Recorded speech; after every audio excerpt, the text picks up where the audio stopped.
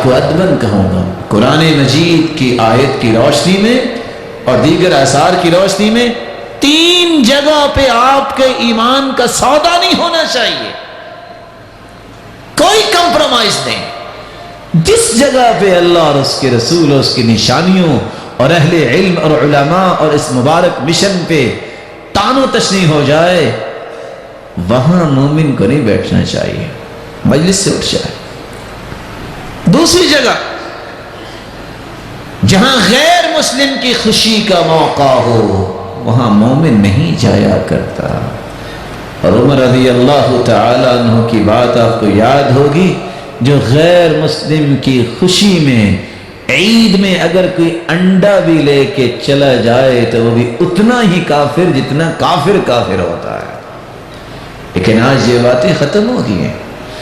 آج مجھے صرف رکھ رکھاؤ کے بناوٹی اصول کی روشنی میں مسلمان ہونے کے ناطے کہنا پڑتا ہے، اللہ ہمیں توفیق نہ دے، میں مسیحی برادری کو کیک پیش کرتا ہوں۔ کس کو؟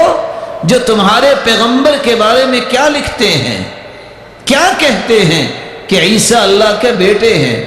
ایک تو یہ بات آپ نے سنی، اور قرآن کہتا ہے تَكَادُ السَّمَاوَاتُ يَتَفَطَّرْنَ مِنْهُ وَتَنشَقُّ الْأَرْضُ وَتَخِرُّ الْجِبَالُ هَدًّا أَن دَعُوا لِلرَّحْمَنِ وَلَدًا۔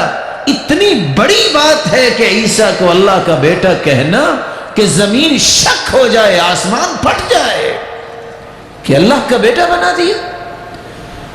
لیکن کاش کسی نے یہ پڑھا ہو، سنا ہو، سمجھا ہو۔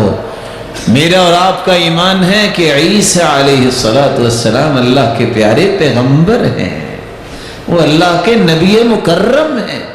اور وہ کیا لکھتے ہیں؟ کبھی کسی نے وہ گاڈ سپیل اور عہد جدید عہد قدیم پڑھا؟ آج سارے دلائل دنیا میں موجود ہیں، کہتے ہیں وہ بھی تو الہامی کتاب ہے نا۔ قرآن کہتا ہے وَأَنزَلْنَا التَّوْرَاةَ وَالْإِنجِيلَ، ایک تورات اور ایک انجیل نازل کی۔ یہ متی، یہ مرقس، یوحنا، یہ لوقا، یہ برنباس، 5 کیسے ہو گئے؟